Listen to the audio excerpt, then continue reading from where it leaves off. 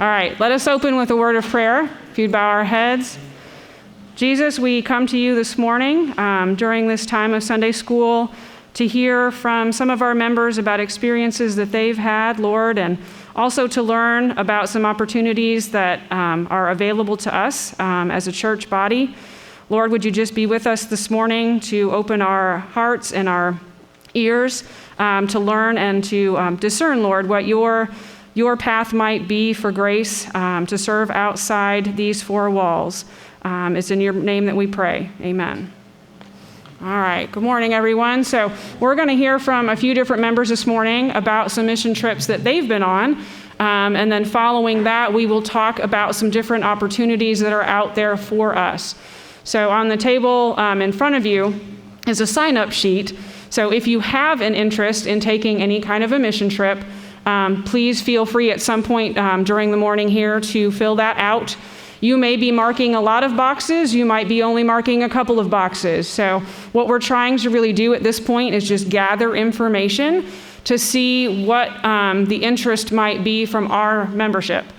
Do we want to stay local? Do we want to go international? Do we want to include families? And maybe there's more than one option. It might not just be one thing, but we'd really like to explore what everyone's interest level is. And we'll bring David and Michelle up to talk about the Grace Youth mission trips. Good morning, everybody. I think to start out with, our experiences started what would have been 5 years ago this year. Of course, we didn't go this year, but we, Matt, being in charge of the youth groups, brought up the idea of a youth mission trip. And at that time, I've been teaching in the youth ministries for, I actually can't even say, at least 7-8 years now, and the high school for the last 4 or 5. Excuse me. That's a little bit rough this morning. So, in the youth, at least the last 4 or 5. So, when the opportunity came about, I jumped at it. I've wanted to go on mission trips in some capacity my whole life, not even just from a religious perspective. So, have been on 4. This year would have been 5. The thing I would like to note is this year, on top of it, I wouldn't have just gone and represented Grace with our youth. This year I would have actually been a red shirt. I would have gone and worked with the program, the group program, and helped lead the program rather than just go out and work each day. I would have actually led the program. So my love for the program, my love for the mission trips has actually even grown just beyond going and representing Grace and going out and working, which I'll explain that in just a couple of minutes. It's actually to go and grow in the program, be engaged in the community, and help the workers set up the entire program for youth to come in, churches to come in and work through their mission group. My passion for the mission program started, I guess I would say, about 10 years ago. I work for Assurant. Assurant has some global offices. I went to globally and saw some mission groups out there at that time, not necessarily affiliated with the Lutheran Church. And I just kind of planted a seed for me. I then became a part of Grace Lutheran. Matt then, again, fast forwarding, mentioned the opportunity of the mission trips, and I jumped. Not knowing what to expect, what brought me back after that first mission trip, which that first mission trip took Dave and I think, us to West Virginia. If David was with us on that first one, you weren't, sorry. The first mission trip we went to West Virginia, and we were in some heat indexes. If I recall, the heat index was red at that time. We were out working each and every day, having to take care of the youth, making certain that everybody was healthy while we were constructing stairs, or I tarred a roof for the first time in my life, and doing a lot of things in the environment. But the thing that captured my heart, to be honest, was, and it's what changed my heart and why I'm engaged in mission trips going forward, is I saw a part of the United States that was highly unlike the environment I grew up in. I saw people that did not have running water. They had holes in their roof. They had holes in the floor in their mobile home. They had children running around. They had no public trash. They burned plastic as part of their public trash, and you could see as a result the children were sick or had ailments, had illnesses because of the environment that they lived in. And it's at that point in time where a switch was changed in me that said, I can do more, I could be engaged more, and everybody isn't as blessed as I am. So I made a decision from that point on, as long as I was a part of Grace, and Grace was doing the mission trips, I was going to be a part of that story. And that's the piece that it was going to change me, because it did change me. It changed me, the person that I was prior to that, and again, more than you guys probably want to know, but the thing that I want to say is the person that I was before that is I only thought about myself and my family. I came home from that mission trip looking at the world a lot differently. Oh, the picture up to the far right, that's our first mission trip. Be on the right-hand side, we built that little patio, and that's the mobile home that I tarred a roof on. And it wasn't a great success on the first attempt, too, let me tell you that. It's very important that you have to stir everything and not just use the liquid on top of the can. But it changed our lives. That family, those kids from all over, not just Grace Lutheran, you're mixed with kids from all over the churches that came and participated that year. I was inspired to see how there were kids with such passion at such a young age, and here I was in my early 40s, and I feel like I had a sliver of what they came to the table with. The passion they had, the desire they had, the yearning to do better in the world, and let alone the family that I interacted with and how that family changed my life. Those kids changed my life, and I'm proud to say that of 6 of those kids, I still communicate with 4 of those kids to this day. So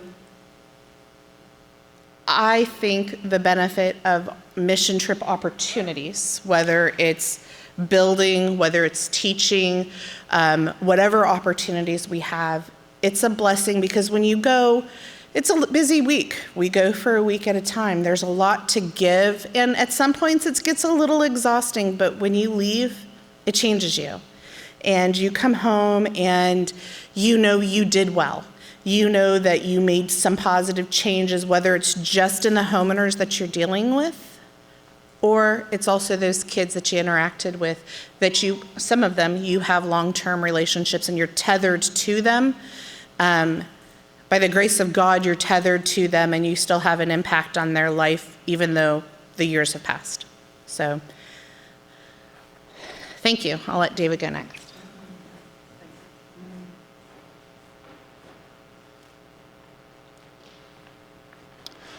All right, so I've only been on one mission trip, and that was in summer of 2019. I went up with Michelle and the rest of the youth group and went up to Wisconsin. And let me tell you, I was expecting just to get in there, do like a bunch of handiwork, painting, maybe a couple other things, and then just get out after the week was done. But like, you get so much more when you give as much as you can. Like, my spiritual foundation was really weak when I first went in. And then 4 days in, they've got this thing called Cry Night, where they really try and pull as much of like what you've done that week and like make it spiritual and like take as much as possible out of that to see like how far you've developed. And I was crying that night because of what they said. And I felt like I got a connection that I've never felt before. So the other thing that I learned a lot when I went up there was that like you gotta appreciate what you have. I was with this older lady, was paralyzed waist down, and she had no family except for a son that lived halfway across the United States, and she had no way to leave her house at all. So we made her a ramp, we painted up her house, and she was able to leave for the first time in like 10 years. And then like a couple other stories where like some people had like 10 kids, single mother, and they could barely provide and their house was in shambles. Another family was like, they had no way to like get all their clothes cleaned, and they needed a space set aside just for cleaning clothes because like they had a lot of family members, and there was like one huge, like I think it was like an Italian family living together. And so like coming from like Springfield, I know it might seem like there might not be the best economic things, but what I've got is a lot more than what those people have. And you know, I had to really come to appreciate what I have, and like now I could help those other people gain so much more. But when you all comes down to it, like God's that number one driving factor when you get there. You get there, you do it for the glory of God, and when you come out of there, you feel good, not just because you helped somebody, but because you did it and God's proud of you and the people are thanking God that you came. Like there's not a whole lot else that you could get out of that besides you did it for the man upstairs. You know, you feel good.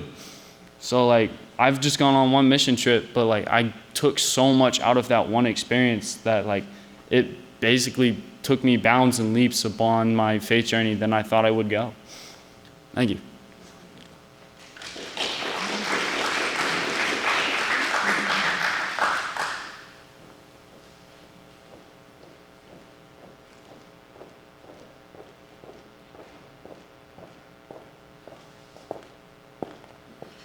Hello.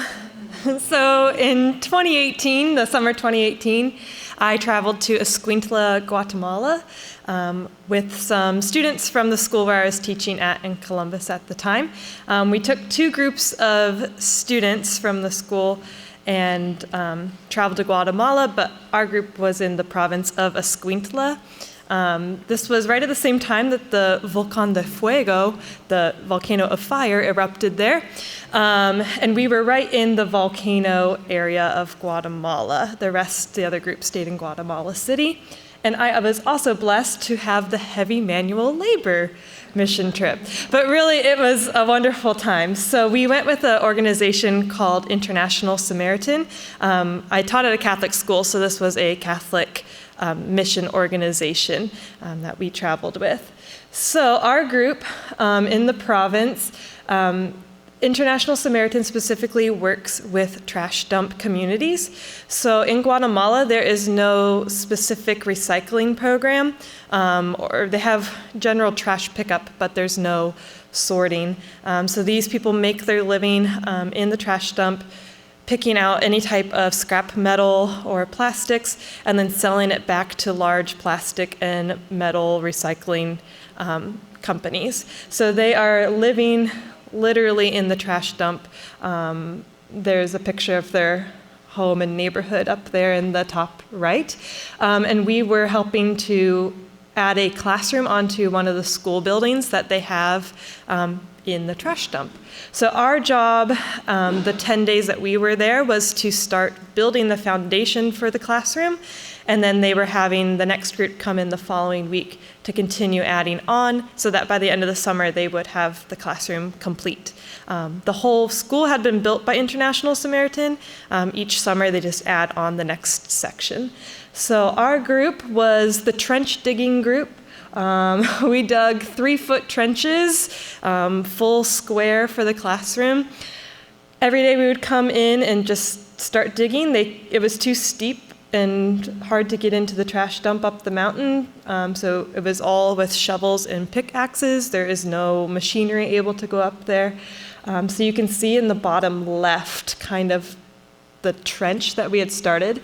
It was also the rainy season, so every morning when we would come back, we'd have to use buckets to get out the water and then keep digging. And then my job, because I unfortunately broke my finger during all of the manual labor, was to build the rebar that they then would stick into the trench and lay the cement. So just taking the giant strands of rebar, tying it with bits of metal to make the rebar that then they could stack the cinder blocks around. So it was extremely intense manual labor, extremely hot and humid while we were there.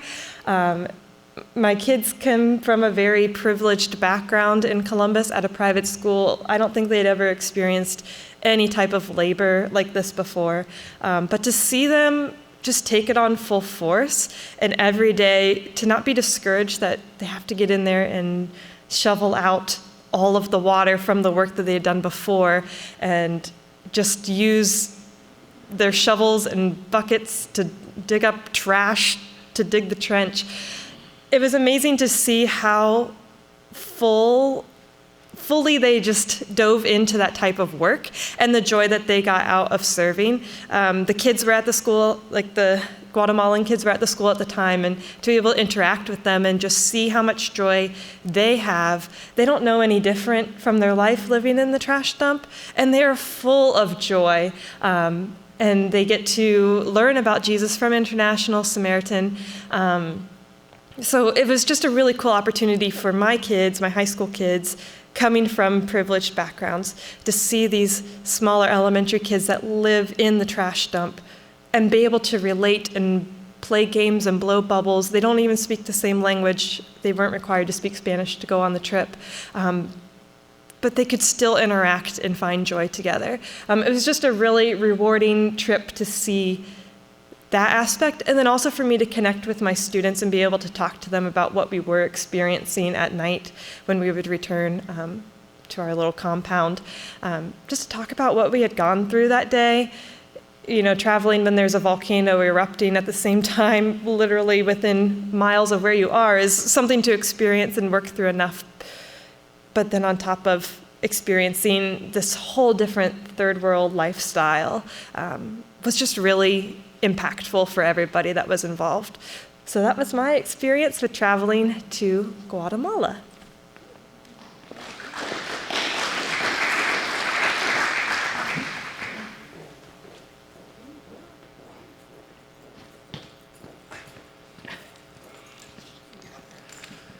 Good morning. Can you hear me okay? All right.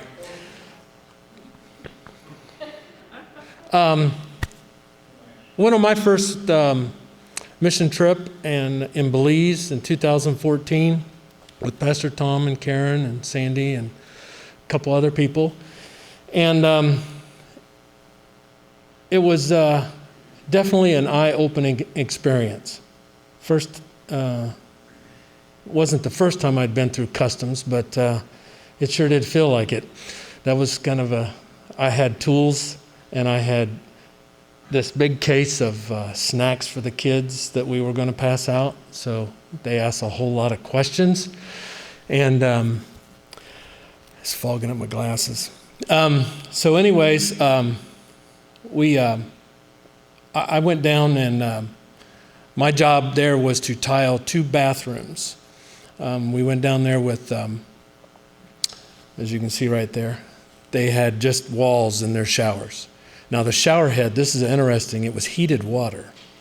But that little shower head had 2 little wire nuts and a wire running to it while you were standing in the shower.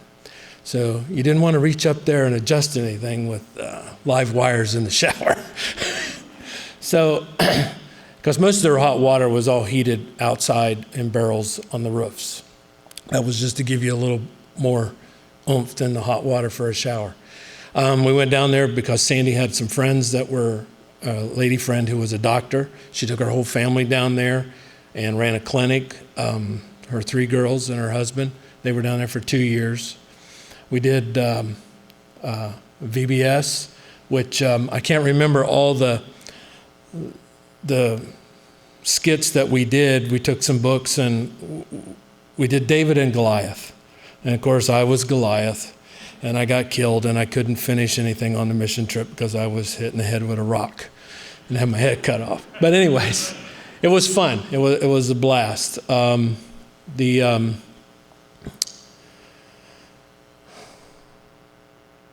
After each Bible study, or VBS we did, we passed out the snacks. And of course, a lot of the kids were wearing school clothes that they just got off the bus, or, and you don't recognize any of these kids. And I had a young fella come up to me, and he sat down there beside me. He says, "Can I help you do this?" And I says, "Yeah." I said, "That's fine." He says, because he says, "A lot of them are coming back through a second time." I said, okay, that's good, because he knew who they were. It was really good. And that's the fellow that helped me. His name is Yeshua. He had an amazing story himself. He was getting off a school bus, and he walked from the front of the bus, and a car coming the other way hit him. Broke his jaw, broke his leg, broke his foot. He was in the hospital for a pretty good long time. Bonded with him and ended up helping him because the government pays for their first round of education through the 8th grade. After that, you're on your own. So we ended up sponsoring him and paid for his high school education. It was just, wow, it was an amazing thing. We've stayed in touch ever since, been in touch with his father. I've talked with his father a few times. He is in the process. He was getting married in December, this young man. And we're not really sure whether or not that's still in the process because they are not allowed to really do much of anything. They're all out of work. He invited us down for his wedding and asked me if I would be their godfather for the couple. So that was very heart-touching. Yeah, that really got to me. And so, his dad's not working and he's not working, and there's a big fine if they're outside without a mask. Not everybody has a mask. It's rough down there during this for them. But I wouldn't have changed anything in the world. To watch a group of people in we'll just say a third world community, very proud of what they have. It's modest.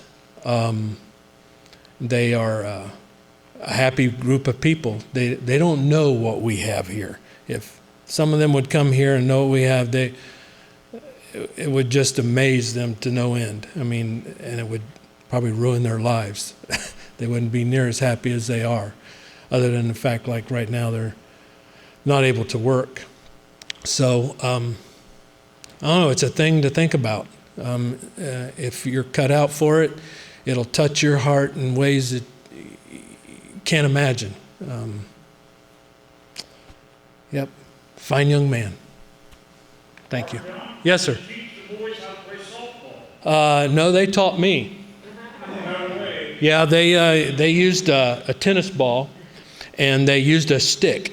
Well, actually, it was a fence post. We played out in a yard out front, and they beat that poor tennis ball till it was completely wore out. And very competitive group of people. Mothers were out there playing. We had women out there, mothers, the children catching fly balls barehanded out there. It was a blast. Very fun. Yeah. Nah.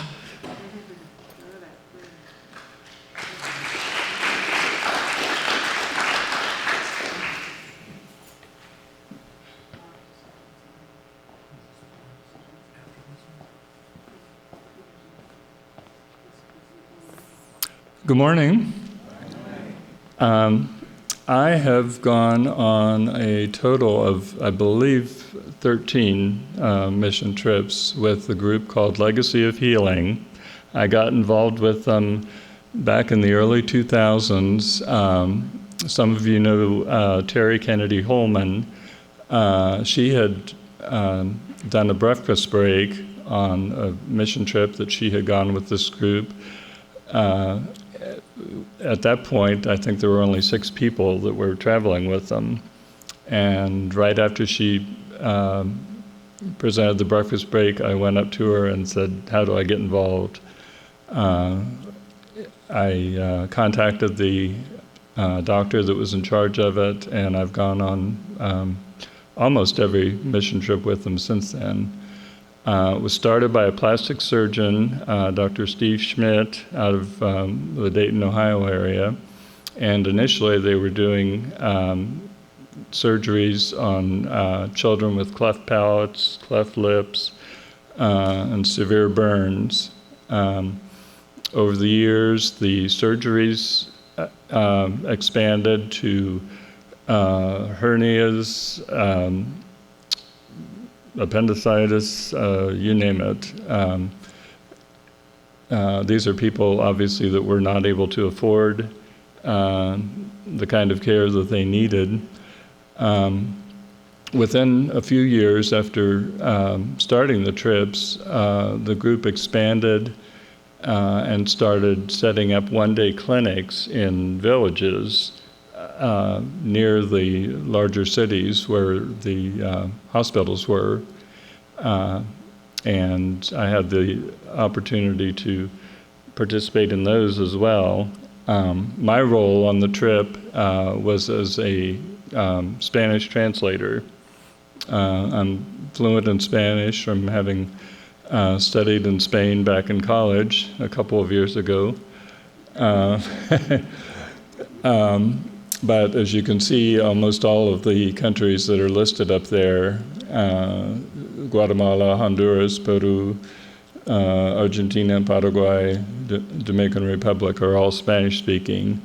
And several of those countries we've gone to at least twice, Guyana, Argentina, Paraguay. Honduras, I've been to 3 times. The picture on the far right was taken in Paraguay, in a village very near a trash dump, like Kristen was talking about. There were small villages all around the trash dump right outside Asuncion. Some of you may have seen on 60 Minutes a few years ago, they did a story of a man that would take items out of the trash dump and make musical instruments out of them. And they developed a full orchestra that I think eventually traveled around the world, and we got to visit him. But that gives you an idea of what the villages are like. That was obviously after a heavy rain. But these are people that are getting absolutely no medical care whatsoever throughout the year.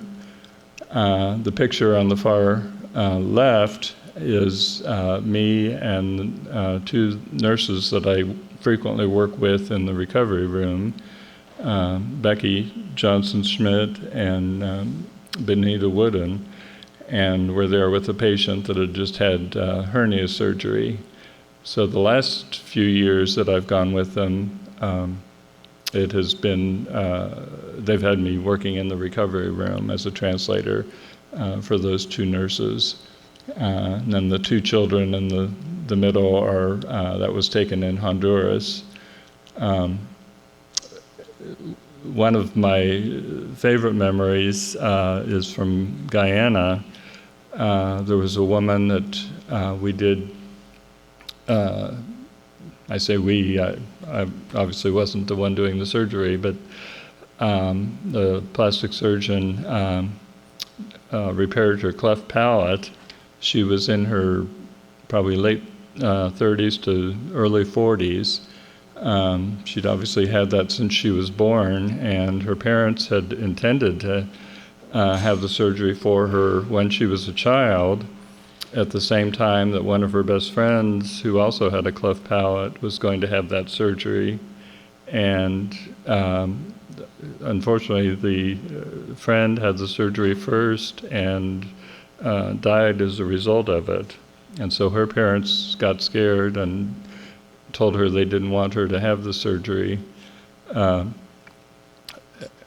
So she was waiting her whole life and wanting to get this surgery. She did not tell anybody in her family that she was getting it until after it was over. I was with her in the recovery room, and she wanted to use the restroom, which was across the room, and there was a mirror right outside the restroom. And I walked her across there, and she looked at herself in the mirror for the first time after she'd had the surgery and just started crying. and as you can imagine, I did as well. It made the entire trip worthwhile, and every trip has those kind of moments on it. It's cliche, but these mission trips do a lot more to change our lives than we do to change the lives of the people that we're touching. So, thank you very much.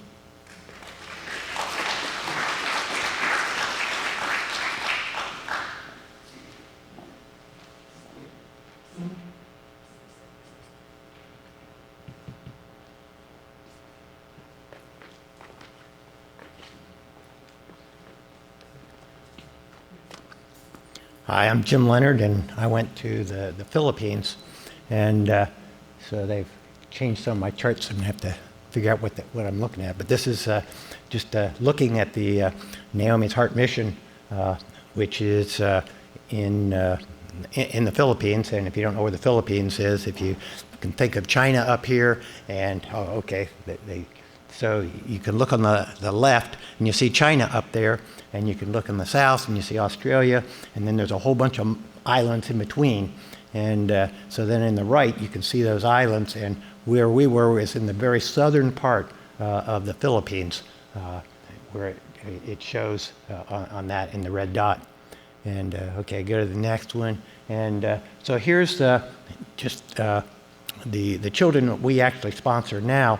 And these children go to 3 different types of schools. Some of them go to the mission itself. 5 of the children go there. 2 of them go to public schools. And then the one on the lower left is a junior in college studying education. Okay.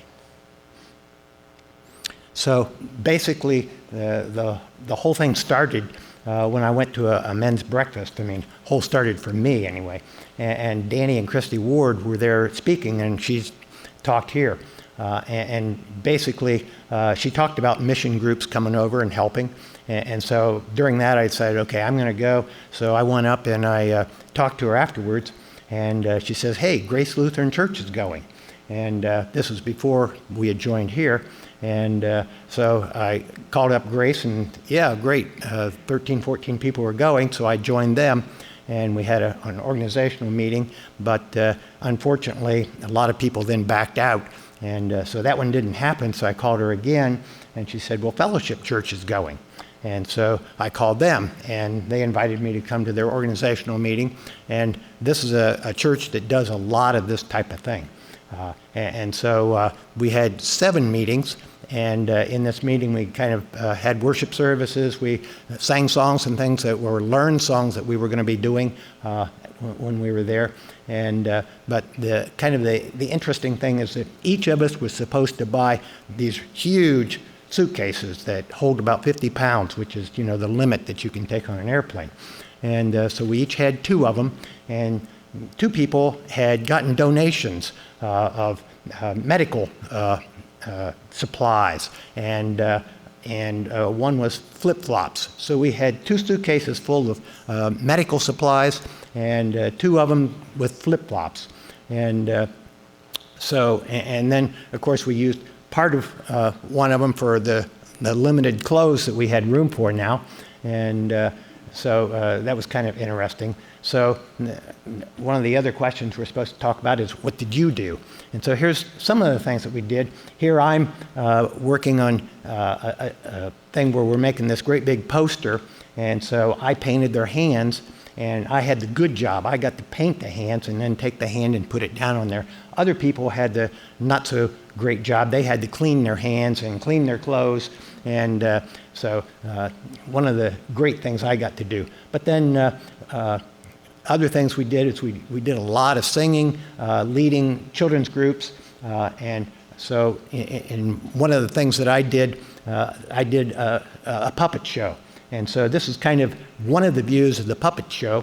And I don't remember which one was me, but we did this puppet show at several different places. And then the next one shows looking the other direction. And we had their attention. You can see from that image. Okay. And another thing we did is we visited the public school. And public schools there are not like our public schools. They don't have separation of church and state. And you notice the teacher has a cross on her shirt and a lot of Christian things around the room. And so my job was to give the class a talk about, what do we do in the United States? What do I do? That type of thing. Okay. And another thing we do is we go out and do feedings. And so we did this probably every other day.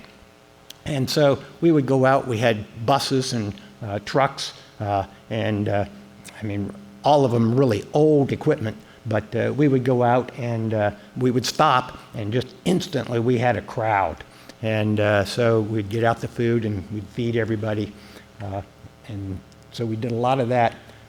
So one of my favorite memories, though, is here, kind of in front of us, is probably 50, 60 children playing games with other members, but I'm standing there back, and the girl that's leaning against me there is Kit Kit, and that's one of my sponsored children. And so anytime I wasn't doing something and she wasn't doing something, we were together. She was my little girl for that couple weeks. Okay. My God moment of the thing was we went to a women's prison. And the interesting thing about this prison was that if a man, a husband, commits a crime and runs, the wife serves his term. And so that's what a lot of these women, they didn't do anything wrong, they're just in prison. And they have no medical, if there's something wrong with them, it's their family has to get a doctor to come in and take care of them if they can. And so we went in with two of the people on the mission were nurses, and the school has 2 nurses. So we would go in, and they're way outside the realm of what nurses, I think, are supposed to do. But they're taking care of these women that nothing's happening for them. But one of the things that we also did is we would have this worship service. And after the worship service, then we would had a prayer service. And so my job was to go in and pray with some of these women. And I can admit that I was a little uncomfortable with this particular part of the trip. So I went out. I figured, hey, just do it. You'll live through it. And so I went in, and so women would come up, and I'd talk to them just a little bit, and I'd say, is there something that we can pray about? And it was usually about their family or something like that, and so we would pray. And then we'd move on to somebody else. But to me, it was just an incredible experience, and I kind of look at these two here, I kind of look at them as the Mother Teresa of the Philippines. It's amazing what those two people did. I mean, they're from, in fact, they were from Fellowship, from here in Springfield, and they both retired. They sold their house, used that money to go over and form the mission. And they've got like 400 children now. I mean, you guys have heard Christy come in. I mean, she comes back and tries to raise money to keep the mission going. So that's kind of my experience.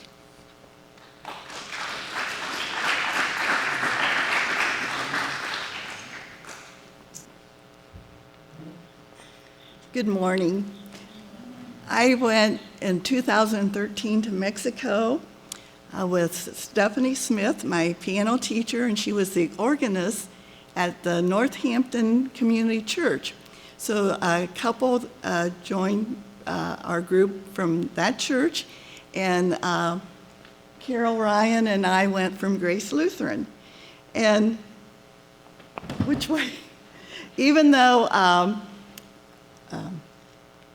the trip was in May of 2013. We started preparing for this in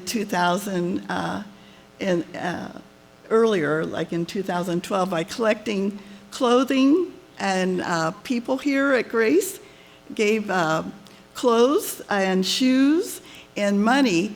From Grace, we were able to get 40 Bibles to pass out. And The money was collected, and then it was sent down to the pastors at the church that we were involved with, and they bought the Bibles so that we didn't have to transport them. Like Jim, we had 2 suitcases and a carry-on, and in those suitcases we packed as much clothing and shoes as we could and stuffed animals. Northampton also sent a love offering that was used to provide for the birthday party that we gave to the children. As you can see up there, we visited the 2 churches.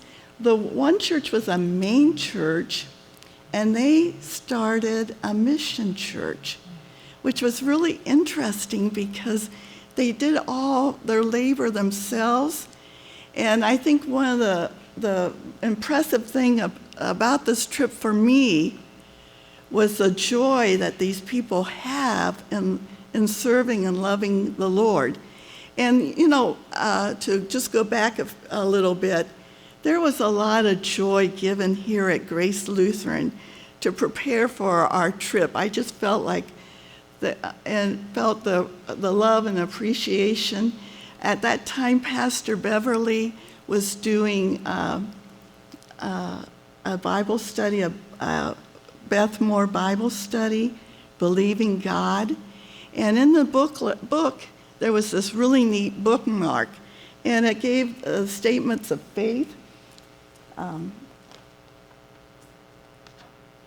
It was this one. And then you got to add your beads, and then you would repeat the different statements. I'll just give you, because of time, just give you an example, like, God can do what he says he can do. I am who God says I am. God's word is alive and active in me. So we took this bookmark, and because of Mark Grimes, he translated it in Spanish, and we made 320 of these bookmarks to take down to give to the main church and the mission church down there. I have to tell you a real quick story. My first experience with the customs in going into Mexico, I had never been to Mexico before. I was at the tail end of our group, and Carol and I were about ready to get our bags checked. They sent Carol on. They would not send me on. I had 2 policemen come, and they checked the bags. And here, I had the bags with the 320 bookmarks with the 5 beads for each bookmark. They thought I was bringing in illegal pills. So when they pulled out the bookmark, the one officer said, "Church," and I used one of my few words in Spanish, "sí," and they let me go. But you know, during that time, I was really by myself, and I had such a peace because really I wasn't by myself. God was there with me, and this is what we found on the trip, that just God opened our eyes to see and our ears to hear. The church service, I didn't know Spanish, but when they would play the songs, I recognized the songs and was able to sing them in English while they were singing it in Spanish. The 40 books that we took down they had like a lottery for it. The main church wanted all the new people to have a Bible. They were very active in reaching out to their community and getting people to come to church. And these people did not have Bibles. And they also had people who have used their Bibles so much that they needed new Bibles. So there was a lottery, and they would pull out a name of the ones that really needed Bibles. And then Carol and I got to pass out those Bibles along with the bookmarks. what an experience to see the joy on these people's faces that they get a Bible.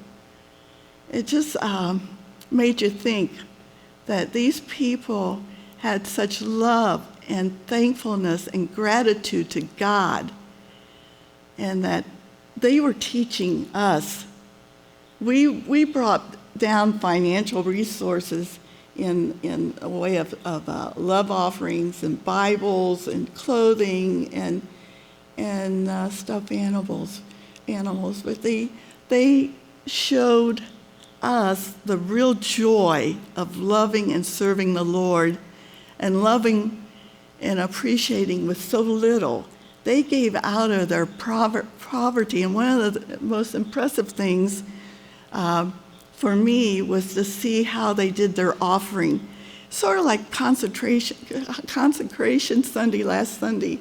They would go up front with their offering, and starting with the children, and then with the women, and then with the men.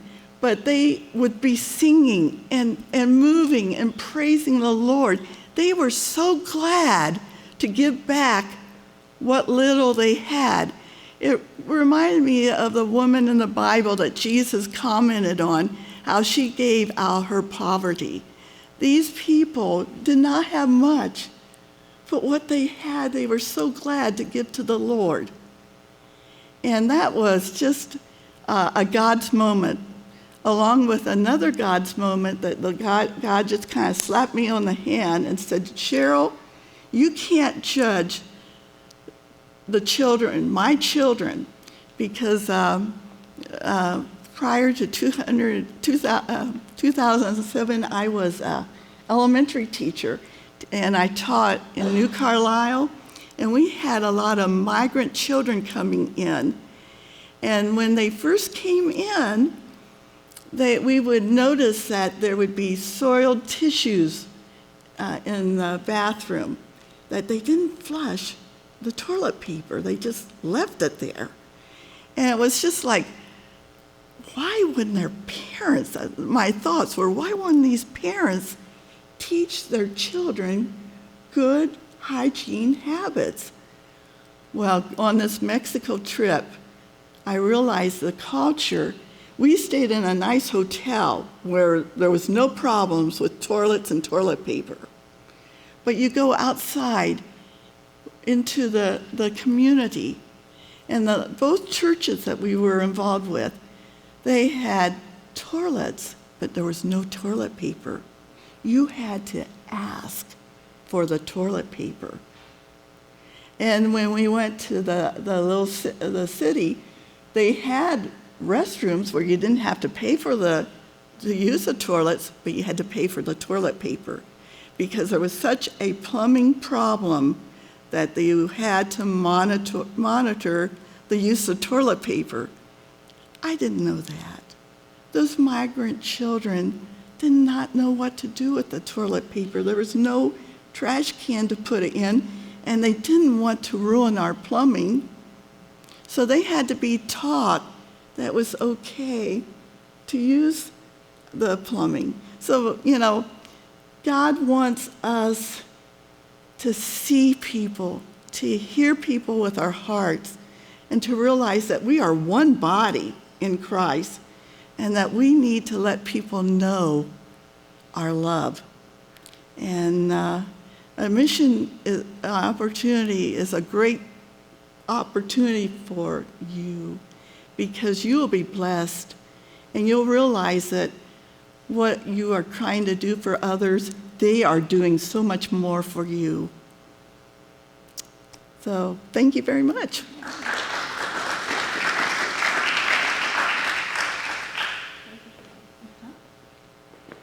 Thanks, everyone, for sharing.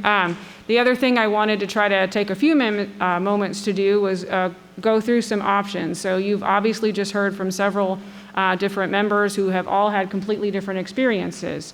So when you hear the word mission trip, that opens up a lot of doors. There's lots of options that we can look into as far as what is God's plan for Grace, and what do we as a church want to do to serve outside this church building. So I've got a little bit of information up here. There was a video that I won't have time to play, but we can kind of flip through some slides here really quickly. So some of the things that we want to look at, you've got the forms in front of you with many of those options on there. So if you do have interest, please fill those out. I think I'll try to talk to Cindy and maybe get this PowerPoint loaded on the website too. So if you want to go back and look at some of this information that we're going to blow through right here, you'll have opportunity to do that. So obviously local, there's things we can do locally. The Dayton area is still recovering from the Memorial Day tornadoes. So as close as Dayton, Ohio, there are needs. Big Laurel Mission in Laurel, Kentucky. Pastor Tom has spoken about this previously during some Sunday school classes, and there had been some interest from some of the members as to whether this would be an option for us. So actually a lot of the information I have up here right now is from Big Laurel Mission, and that is the video that I've got as well. I don't know if Cindy can load that on the website or not, but we can see. And I might be able to play just a little bit of it at the very end here. So we do have another NALC church that does an annual trip to Haiti. So another option would be for us to join up with them if people are interested. When it's a first time around, sometimes it's nice to join a group that's already doing something to get your feet wet. I think they're going to be going next year. Of course, everything's kind of up in the air on mission trips in general at this point. But these are some of the options out there. It does take about a year typically to plan. Might be able to do something by next summer, but some things to start thinking about. So this might be something really that's going to be projected even into 2022, depending on what happens for next year. So Naomi's Heart, Christy Ward would be thrilled to death to have a group from Grace head to the Philippines. So of course this is one of the farther away options and tends to be a little bit more expensive. Go ahead. Yep. So Commission Expeditions is a group that the NALC recommends and or uses to help connect churches with mission trips. So I really had a great conversation with the gal that runs this organization, well, two gals actually. And what they do is really try to get from you what you're interested in and then match you up with something that meets your heart for where you want to serve and how you want to serve, how far you want to go, how long you want to go. So it sounded like a really neat opportunity to kind of figure out what Grace's Heart is for. So First Christian right here in town does lots of mission trips every year. They call them Go Teams. So if we just have a couple people and not a whole group interested, that would be, again, another group that's already organized and working if you wanted to join them on one of their mission trips. I've got application forms and contact information for those folks over there if anyone is interested there. So there are lots and lots of options for domestic trips in the United States. So that is one website, and it has like 900 different locations that you can go to, different age groups and length of trip and all of those sorts of things. So if you're interested in staying local versus going international, definitely lots of different options. Laurel Mission is located in the Appalachian Mountains of southeastern Kentucky. My name is Nathan Boggs. I am director of Laurel Mission. This is my beautiful wife, Lindsay. Eli and Lily are our babies. Laurel Mission's mission statement is to see all men, women, and children within the sphere of our influence be saved and conform to the image of Christ, and to do so with all expediency. Everything we do at Laurel Mission is to see people saved, whether it's give food or clothes away, repair on a home, have our preach at our churches, whatever it may be, is all to see people saved. We have about 500 people from churches, organizations, and families come in and support Laurel Mission all throughout the year. Let's see what we're getting into today. Laurel Mission shows the love of Jesus in a physical way by keeping people warm, dry, and safe.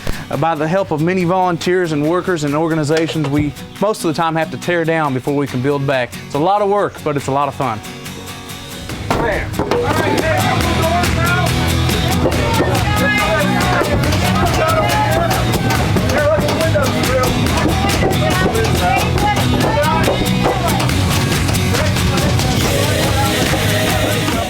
While meeting people's need for shelter, we tear down and build back. We have different kinds of work projects at Laurel Mission, and they take a lot of work.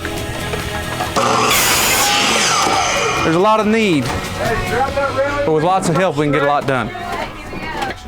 Almost every house we build or repair needs paint. In our efforts to keep people warm, dry, and safe, we do a lot of painting. It helps preserve the wood for years to come. It's a lot of fun, but all this happens by the help of church youth groups. There's nothing like a fresh coat of paint. Right, guys? Yeah! Laurel Mission's Firewood Ministry helps the elderly and disabled keep warm during our winters at high altitude in the mountains. We have an abundance of trees, so we can make an abundance of firewood. Let's have some fun.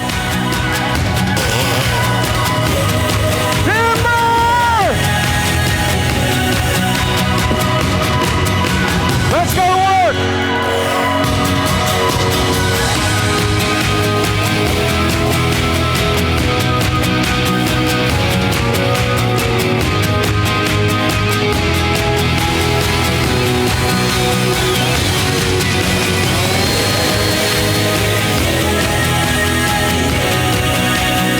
Keep working!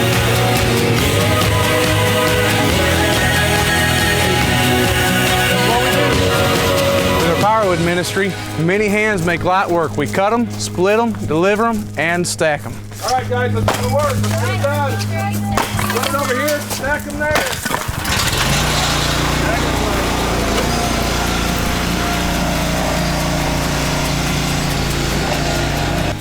Laurel Mission's used clothing store helps meet clothing and household item needs in Harlan, Leslie, and Letcher County. My mother, Debbie Boggs, helps do 95% of the work at the used clothing store. Volunteers from all over help to come and organize and distribute the clothes and organize our used clothing center. It's a lot of work, but man, it's a lot of fun when our community comes and has fun and gets stuff that they need at our used clothing store. The clothes come from churches and individuals all over the East Coast, and we appreciate all the help they give us. Laurel Mission believes in showing the love of God in action, but also through preaching the gospel at our 2 mission churches. I am senior pastor of Little Laurel Bible Church, located in the Bledsoe community. This is Cedar Chapel Church, located on Laurel Mission campus in the Big Laurel area. My uncle, Ken Smith, has been pastoring here for 34 years. He also was a coal miner for almost 40 years, working 6 days a week. Uncle Ken is a very hard-working man. We believe in preaching the gospel and the truth of God's Word, and we're experiencing spiritual growth and attendance growth. We're excited to see what God has in store for the future of Cedar Chapel Church and Little Laurel Bible Church. Our Bible schools at Laurel Mission are some of our favorite times during the summer. Local kids come to Laurel Mission, play lots of games, and have lots of fun. Okay! Run, kids, run! God is good. Oh, by the way, at Laurel Mission, we have church and family retreats that sometimes go off-road into the mountains by ATV. Families strengthen relationships, adventure together, and make a lot of memories. Let's go.